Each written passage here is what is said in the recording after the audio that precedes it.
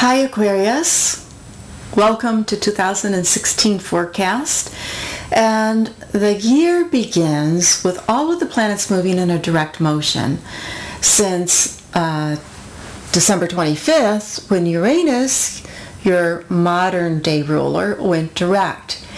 Yet, so we're chugging along. That is a really nice energy of like all speed ahead. It doesn't happen that often that all the planets that are direct, so it's really nice when it does.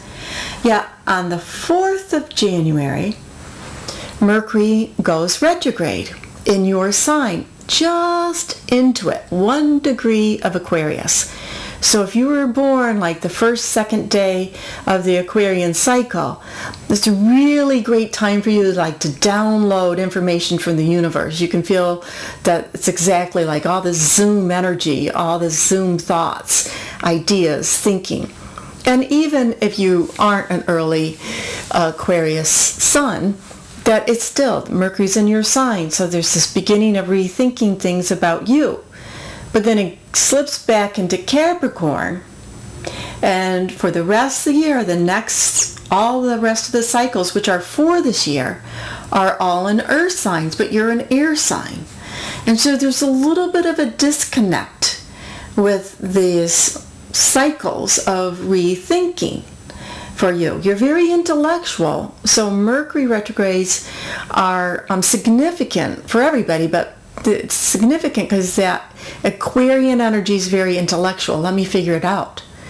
But the way that you will figure it out this year is more through your psychic and intuitive side, the hidden side, the dream cycle, the memories, letting things bubble up, doing the most intellectual part is that there's a little bit of a research. But it's deep research. It's like going into deep meditation and allowing what you've already learned to do its thing and come up with a solution. So yes, Mercury goes retrograde on the 4th of January in Aquarius, from Aquarius back into Capricorn for the majority of the retrograde, and that earth sign, and allowing you to access information that will be important for you, because this Mercury retrograde is significant in the sense that there's a flow energy about making something big happen this year, but we need Mercury insight and knowledge in order to accomplish that. And for you, that knowledge will be through your developing your spiritual side and developing your psychic intuition. On the 7th, Jupiter, which is an air sign, goes retrograde. And then this Jupiter retrograde energy, there's a little bit of adjustment with this. What is it that I need to do that I can make an adjustment in my life? Part of it might have to do with your routines. Part of it may have to do with finances. That's another thing that comes up for you. Part of it could have to do with your finances and your bills. You know, what adjustments can I make in my bills so I can have more freedom? And as we move into your birthday month, there's a lot of romantic or friendship activity. So starting from your birthday through February and into early first couple weeks of March, there's more romantic energy, there's more friendship energy, just kind of getting out and doing things that you enjoy to do, whether it's music, anything that's fun for you. Different opportunities to connect with friends, connect with a romantic partner, and enjoy. March is a very active month, astrologically speaking. We have the eclipse, the solar eclipse on March 8th, and that a lot of March, again, activates a configuration in the sky. It's called a T-square. That is going to be about your own personal gifts, your resources, what you have to offer, whether you developed it or not, money, finances, and how you are connecting or not connecting with people you care about. Are you connecting? How do you connect with your friends? Is there equality between what I'm giving out in my friendships and what I'm receiving back in my friendships?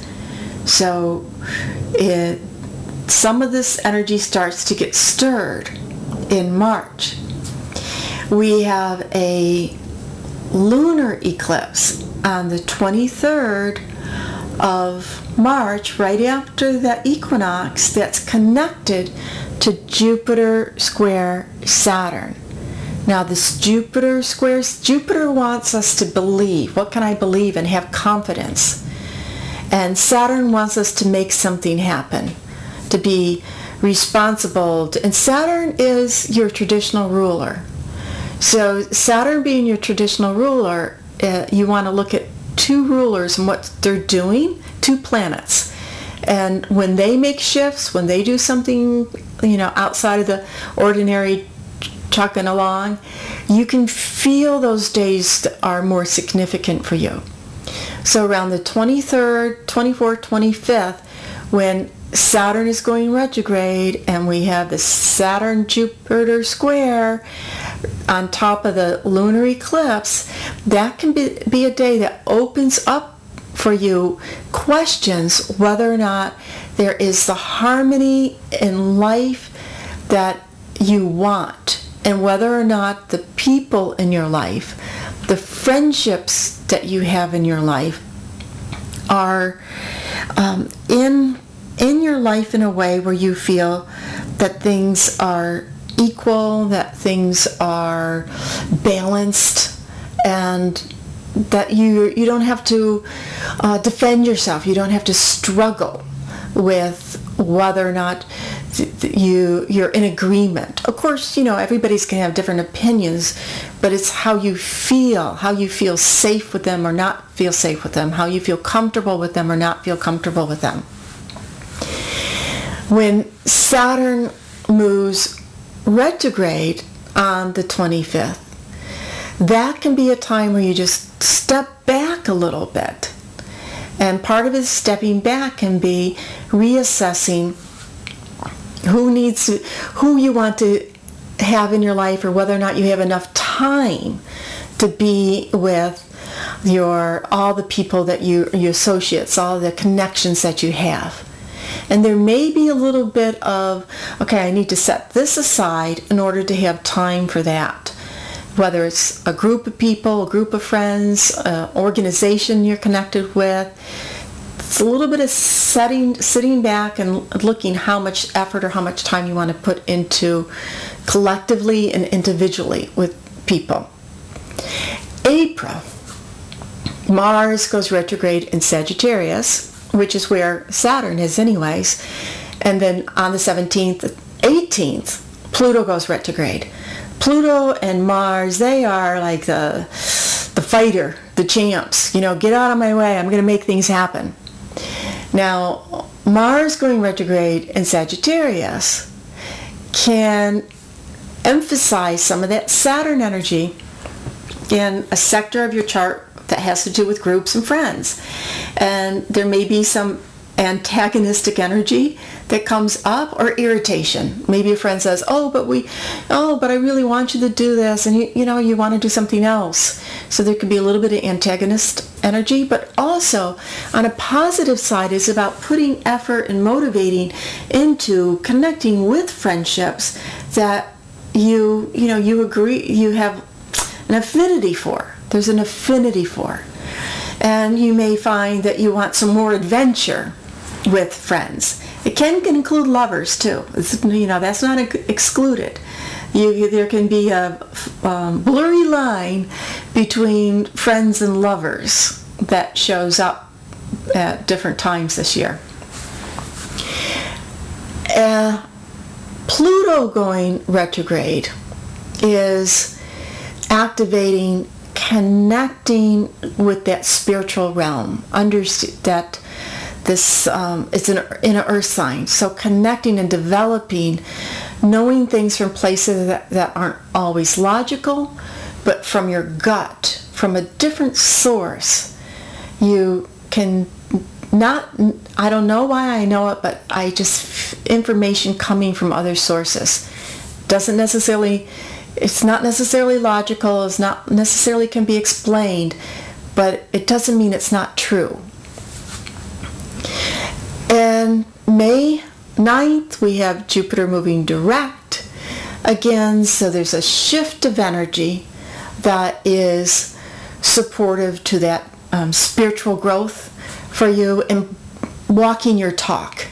You know, you may have certain spiritual beliefs or practices, and we get to the middle of May, the universe is saying, walk your talk. You know, you might know something, but are you doing it? And it doesn't necessarily have to mean, you know, how to meditate. It can mean that. It can be anything. It can be with, I know how to be healthy. Just because we know it, you know, are you doing it? So May is a time for putting into action what you know needs you, what you already know that can be good, supportive, and healthy for you. The end of May and into June is something that's called a T-square. 3 planets are being activated: Jupiter, Saturn, and Neptune. Again, these planets are activating segments of your chart that have to do with your friendships. It has to do with what you have to offer, developing your own resources, what other has to offer you. So it's activating, you know, I mean, you can talk about it's activating your money houses. Partly that's true, you know, do you have your money in order? Do you have the prosperity in order for you to have the life that you want? But it's deeper than that. It also is about developing your own natural gifts. It is about understanding what other people, friendships, people that you are connected with, have, and what you can learn from them. And is it equal sharing? Is there an equality between that? It may be as simple as, do we share the tab when the check comes when we go out to dinner? And it's more profound about, am I more the teacher in this relationship and always putting out? Am I the receiver and always giving? What relationships are in balance for me, where there's a flow of knowledge and gifts and equality? So that's a major energy in June. The end of June, Mars, which went retrograde in April, remember April 17th, goes direct June 29th. Now, if you were born around February 12th, then this Mars energy is going to impact you a little bit more. In fact, if you were born the last week of Aquarius, and 12, 13, 14, 15, 16, 17, 18, 19, then the whole month of June, there may be different days where you feel a little bit more on edge, a little bit more aggravated, but definitely, if you were born around the 12th or the 13th, around the last week in June, the way to use this energy is to be active, to get things done. You know, what I've been putting off that I need to get done, that takes motivation and focus, and just do it. But you may feel that there could be people that you work with that are getting underneath your skin, or that you feel that you need to defend yourself because they are either being a bully or wanting this power trip thing going on. July 29th, Uranus, your modern ruler, is moving retrograde. So you can, and that just wants life different. Let me do something different. It's a good time to be on vacation, experience new things. Then your traditional ruler, which you really need to look at, is going direct on August 13th. So that shift is more focus about what do I need to do in order to accomplish, to fulfill the mission that I have set for myself in this life. September is another very busy astrological month. The August 29th, Mercury goes retrograde again in those Earth sectors in Virgo. And that can be a time when you get back to some spiritual practices, learning something new, because that is your key this year, is accessing knowledge through spiritual means and spiritual growth, being able to do your spiritual practices, walk your talk, and develop your intuition. September 1st, we have the eclipse, the solar eclipse. You can find that, okay, I need to make some adjustments, probably some adjustments with your schedule, and also most likely it can be some adjustments financially for you that come up. September 9th, Jupiter goes into Libra, an air sign, which is very promising for you. It's a positive placement for it. It offers this growth and more freedom. You can start to feel like, I can breathe easier now. And Jupiter always wants to bring opportunities. We still have to put the effort into them. But to be able to see that it really is an opportunity. Part of the opportunity for you will be relationship, and perhaps relationship through because you are either on a trip, you could be on a trip visiting friends, or because you are going to a class, a workshop, and you meet somebody and you connect with somebody. And Jupiter will be in Libra for a year, so it's not like, oh, it's, here today, gone tomorrow. So just stay open to possibilities. And we finished the Saturn Neptune square that started in November 2015 in September, middle of September, September 10th. How well have you done with being able to look at the vision that you have of life? What's my vision? And Saturn, which is creating the reality, overcoming the obstacles, letting go of the disappointments in life where you put in effort, where you put in time, where you thought something was going to happen, you dreamt something might happen and it didn't, how you've learned from that and still can grasp the vision and work towards, understand on a different level, an intuitive level, the obstacles and the ways around obstacles and the hard work that's necessary to manifest the dreams. Then at the end, we're working towards the end of September, but the middle of September we have another eclipse, lunar eclipse. So are things in balance? Again, that's emphasizing your financial houses. Is my financial life in order? Then Mercury moves direct 22nd, and Pluto at 14 degrees of Virgo, Pluto goes direct 15 degrees of Capricorn. So it's creating this trine energy where we had that trine between Jupiter and Pluto earlier this year. This desire of creating something big. Jupiter, Pluto wants something big. What is the one big thing that you want to say that you've done in your life? What is your mission? So now there's another push to acknowledging that thing for you. Maybe it's several. Maybe you're unique. We're all unique. We all have something to bring to the planet, to uplift the planet. What's that one thing for you? It doesn't have to be big, but it can be big for you, no matter how small it is in somebody else's vision.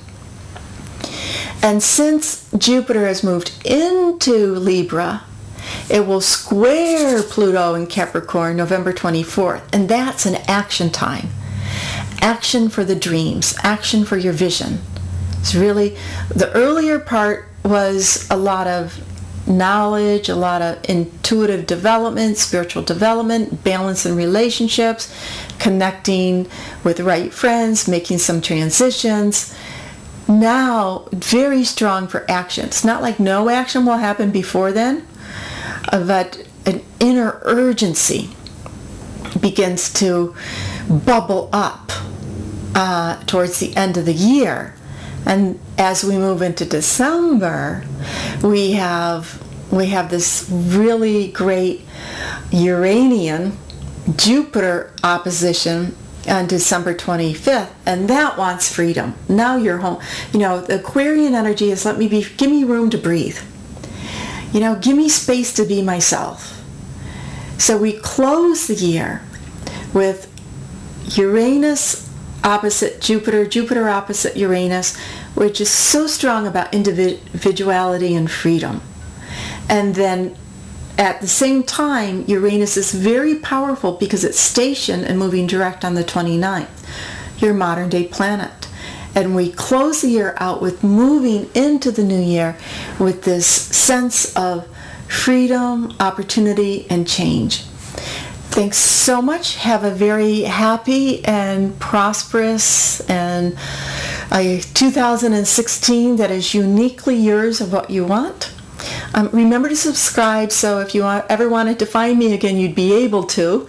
It's through subscribing. And, you know, if you are inspired to, leave me a comment. Let me know what you are hoping for your 2016.